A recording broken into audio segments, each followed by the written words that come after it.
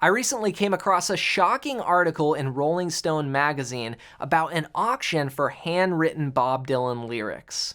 Now, the song I want to share with you in today's video, the lyrics sold for $60,500.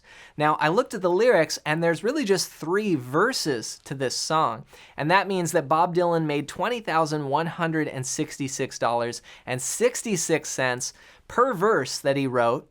And I went even further and saw that there was 130 words in the song. And so that means for each word that he wrote, so for example, the first word in this song is there. As he wrote that, he made $465.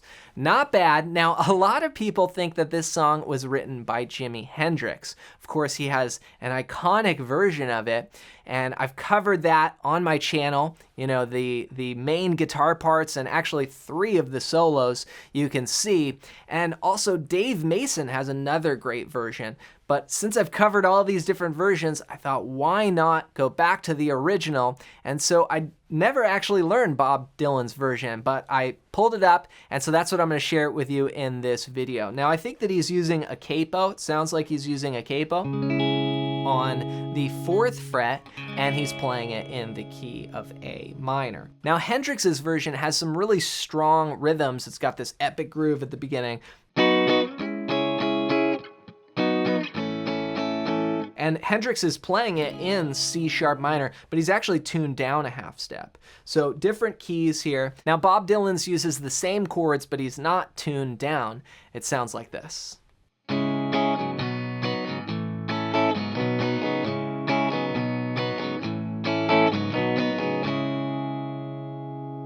Okay, so just 3 chords. We've got an A minor, just from the 5th string down, open, 2, 2, 1, open. Okay, then we've got a G. He plays like a folk G, and the easiest way to play this is probably like this, if you're not familiar with some of these kind of weird chord shapes that I do. But here we've got 3, 2, open, open, open, 3. And then we go down to an F chord, which is 1, 3, 3, 2, 1, 1. That's an F bar chord there, okay? Now, if that's too hard, you could just, you know, play from the 5th string down, or you could play little F like this. But those are the chords. So we've got A minor, G, and F. Now the whole progression is just 2 bars long. We've got 1, 2, 3, 4. So 2 beats on A minor, 2 beats on G, then 1, 2, 3, 4. That's essentially the groove. We're going to add one little syncopation you'll see in a second, but 1, 2, 3, 4, 1, 2, 3, 4, 1. Okay? Now, strumming wise, what you can do is you can play, I like to break up the strings a little bit. So I'll play like the bass strings and then the treble string. So I'll go 1 and 2 and then go to G. Same thing, 3 and 4 and. So that's the first pattern, just down, down, up, down, down, up.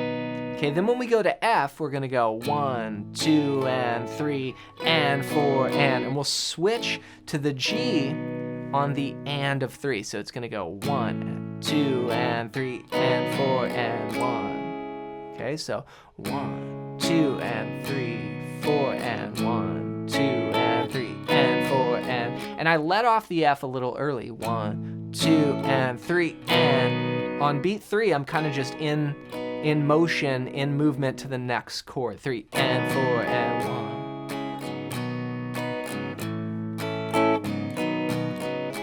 1. Now, when I played this at the beginning, you'll notice that I played that G like this. And that's a little bit more advanced way, but it ends up being really easy, like long term, once you get comfortable with that chord. So 1, 2, and 3, 4, and then I'll also a lot of times play it like as a thumb chord. So 1, 2, and 3, 4, and 1, 2, and 3, and 4, and 1. So it's a little bit more kind of folk rock instead of the epic like.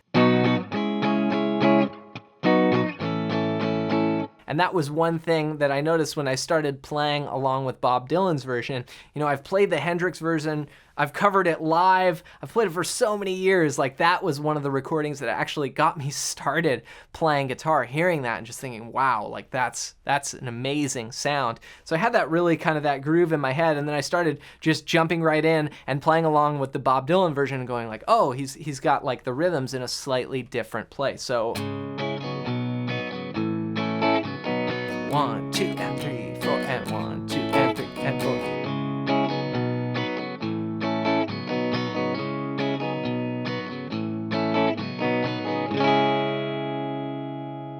So there you have it. It's just a 2-bar progression, and it's great for jamming. You could play it, you could try it without a capo as well if you want to play the chords as bar chords. That's another way of doing it. Again, I think if you're on acoustic and you're just strumming away, I'd probably just use a capo. You know, why make it harder on yourself? But, you know, the more you can do, the better. Now from there, if you want to start soloing, you know, Hendrix uses the blues scale over this progression. So if you need help with that, just go to johnmclennan.com/blues scales and grab my free blues scale PDF guide. And on this guide, I'm going to show you the 5 patterns that I use to map out this scale anywhere on the neck, and this is going to help you for playing lead. It's going to help you for understanding the fretboard, and it's just going to be a lot of fun. So go to johnmclennan.com/blues scales, grab that as my gift to you. As always, thanks for watching, and if you like this video, I think you'll really like this one next.